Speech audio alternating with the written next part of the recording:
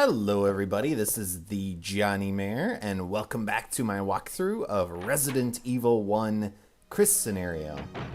So we are finally finished with the mansion for good, with both Chris and Jill in my two walkthroughs.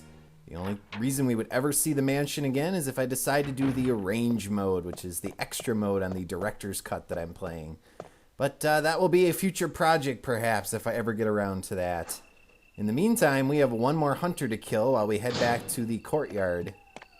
And unfortunately, I don't have the bazooka to take him out. So I'm going to have to use my shotgun.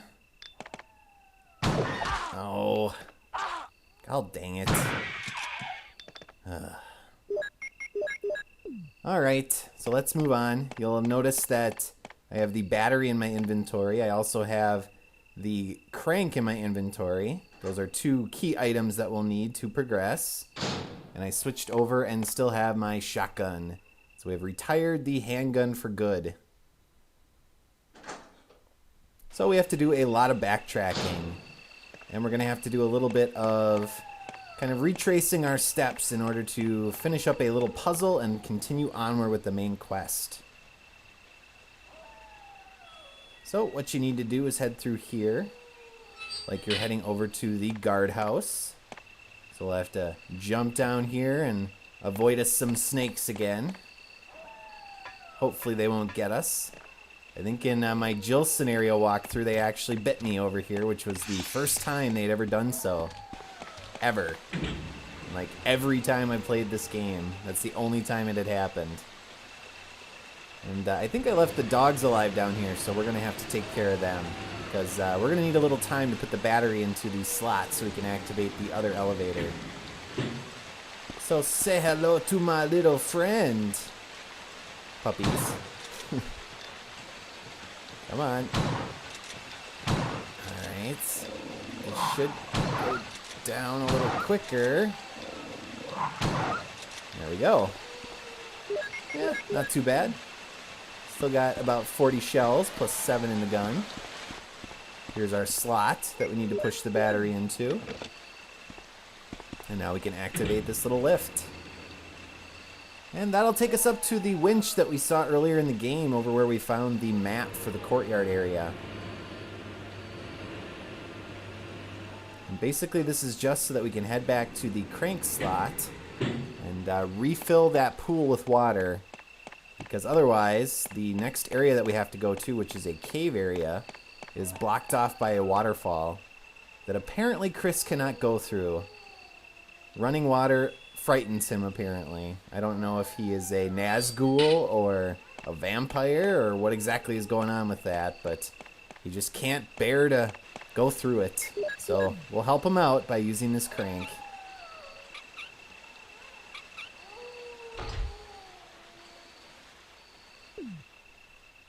And now, backtracking. Woo! So let's run backwards. Hate that quickly shifting camera. So disorienting. Makes you think you're running one direction, and then, because of the stupid tank controls, you continue in that direction, and you end up going into the wall and looking like an idiot. I do well enough making myself look like an idiot, game. I don't need your help with it.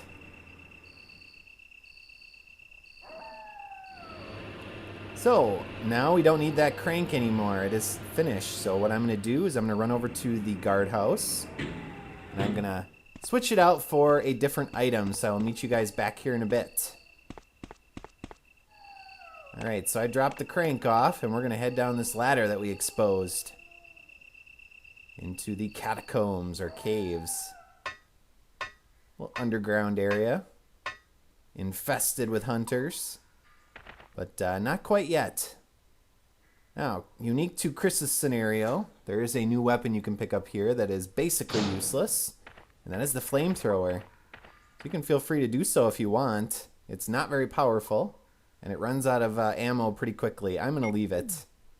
And while you pick it up, it takes it off these little hooks, and that actually locks the door behind you, so you can't retreat. Now, you need to go to the right down here, but if you head to the left first, we can go into an extra room area and pick up a couple extra items. And I want to do it now because this area is not filled with hunters yet. Once we activate a storyline sequence in a couple minutes, then a bunch of hunters kind of fill in here, and it's much more difficult to grab these things. So in the meantime, I'll get this first aid spray and also these shells. And now we're going to head over to the left, and we're going to find out what happened to another member of our STARS team by heading through this door. And unfortunately, Chris actually pronounces this guy's name right. Jill laughably pronounces it incorrectly in the scenario for her. Enrico! Don't come any closer, Chris. Wait, what happened? Double crosser! Don't! Hell. Umbrella. Who is it? Is someone there? No, no one's there. Double crosser? What did he mean by that? I think it's pretty obvious, Chris. So if you check Enrico, not Unrico as Jill calls him, he's injured and he has a clip on him. But I don't need the clip. I love Chris's overacting there. Don't! And I always wondered why the guy doesn't just shoot, whoever that was, doesn't just shoot Chris in the back. Damn hunters! Okay. Oh, God. Ow. There's another one around the corner, actually. Oh, come on, die. Let's retreat. Yeah, you'll notice I put the python into my inventory when I swapped stuff out. Oh, jeez. I'm just gonna leave you. Not worth it. Run away. Discretion is the better part of valor sometimes. Make sure to grab this crank here. And no, it's not the same one we left in our box. It's a different one. And we'll find that out in a second. But let's get the hell out of here. But you would think whoever that person was, instead of shooting Enrico, and there are more hunters out here. Run! Okay. There's one more between us and the exit. They would just shoot Chris in the back of the head or something. That would have made things much easier for whoever it was. Not going to spoil it, of course. Ow. Alright. So, the flamethrower. You can use it, and if you're going to use it, you can actually use it on those hunters, and that'll save you some ammo if you choose to kill them. I would suggest doing short bursts, so kind of tapping the B button. And we have a little save point there, but no ribbons or anything to save it. And we have this hole here that we have to get rid of. So we have to use a hexagonal crank, which luckily we just picked up. We'll find that out by checking it. The problem with the flamethrower is if you just hold the button down, it burns through its ammo super fast. It has like 240 charges, and I don't know how quickly that goes down, but you can go through it really quickly. And it's just not very powerful. Like if you do use the burst mechanic, it takes about 4 or 5 bursts to kill a hunter of it. During which they're usually slashing you and harming you. I love that physics there. Of course, a man is able to turn that entire section like that. Ridiculous.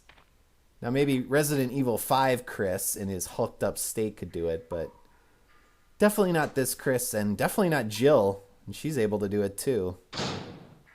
Alright, so we're going to need this flamethrower, but I'm going to hold off for a bit. Instead, we're going to activate this little rock here, Indiana Jones style. Little timed event here. We have to run back to the opening. Get. Alright. And then we're going to see what was behind where that rock was. There's a little recess back there if you remember the camera angle. Unfortunately, this activates a hunter, but that's okay. We should be able to get around him. But I'm going to grab some magnum shells. Oh, baby. Let's see if we can dodge this guy. No reason to kill them. At least not yet. Run to the right. They usually use their left claw, so you can usually get around them if you run to their right side. And we don't have inventory space, so we'll leave this for now. But we do have a boss battle coming up against a massive, massive spider. And that is why I have my python. Because I'm going to take this sucker out as quickly as possible. Listen to that music. Ugh. Freaky. Oh, crap, it got me. Bam. You don't want to leave the room immediately afterward, because if you stay in the room, it'll release a bunch of little spiders. Hey, buddy. How are you doing? Why don't I just use my... There we go. Yeah, one shot with the Magnum takes a hunter out. And unfortunately, it poisoned me with that one little burst, so I'm going to have to use my first aid spray to not only heal myself, but open up some inventory space for this flamethrower. We do need it to continue onward. Stupid 6 slots. You're useless, Chris. You see there, it has 240 charges of flame. Now, you need the flamethrower to continue for a couple of reasons. One is that the doors on the other side of this room are actually covered in web, and the flamethrower is one way to get rid of it. Now, there is a combat knife here in the room, and if you didn't bring yours with, then you can pick that up and use it as well to cut it. But I just use the flamethrower. A lot simpler. And we also need it to activate the door at the end of the hall up here to the right. So we're going to stick it on the little slot here on the hooks. And that will allow us to continue. But first, let's head down here, and on the left we have a save room. So I am going to do some inventory management, of course. And once I am done with that, healing and saving and such, I will meet you guys back here in a little bit. Alright, so we are ready to continue. Did some inventory management. I picked up my crest that we found in the house in the first Doom book. I still have my shotgun and also my hexagonal crank, because we'll need that, and we're going to run past these snakes that come out of nowhere, of course. The snakes can just appear from the sky. It just seems to rain snakes sometimes, so to speak. And another boulder. I wonder what's going to happen. Yes, this again. This time we don't get an automatic sequence, so we have to do it all ourselves. Around that corner. Alright. So there's a map at the end, which is completely useless because we've already explored this whole area. But whatever, we'll pick it up. And I'll show it to you guys. Show you that all of the rooms except one are filled in. And we'll be getting to that last room in a second. And more importantly, there's a modisc right here. That's number 2 of 3. So one more to go.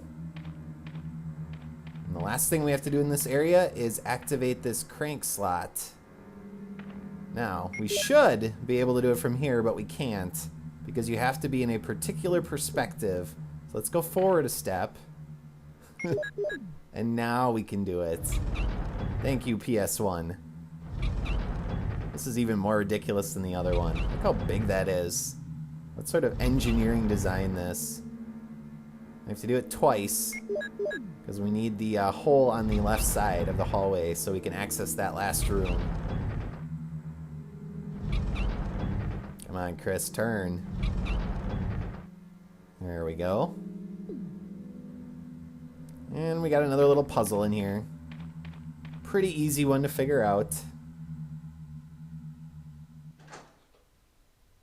So we have a statue on the floor that we have to push. Now it's against the wall, so you might wonder, well, how are we supposed to get it away from the wall? Because, as we know, we can't pull stuff. Well, we have to use this crank slot. So use your hexagonal crank to activate a completely asinine puzzle. Someone designed this room with a wall that pushes out for the sole purpose of moving this statue away from the wall. Umbrella is definitely spending their money wisely. So silly. Let's push this. That opens this and gives us our second Doom book, which, if you remember what was in the first Doom book, is our second crest. Or medal, or whatever it is. I think it's a medal. The wolf one, I think. Let's see. Yep, wolf medal. Now we have both. So we need those to activate the stairway or elevator to get down to the underground laboratories. And that's the last area in the game. We are actually probably about a half hour, 45 minutes away from completing this game. So not much farther to go, viewers. Are you excited? I am. I love the laboratories. Some great stuff going on in there. Creepy stuff, but really cool to look at and fight with, actually. Alright, so now that we got that stuff, let's head up here. Can't go to the left there, that's sealed. There are some herbs for us to pick up, but we don't have the inventory space. So instead, let's insert our medals. So we'll start with the wolf one. And run around to the opposite side. Throw in our eagle one, I think. Is that what it is? Yes. Let's see what happens.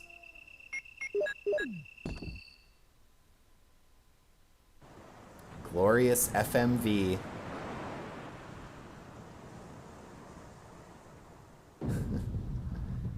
Imagine being a scientist who had to do this every morning. But what I will do is head down these stairs in my next episode. So as always, viewers, thank you for watching, and I will see you all next time.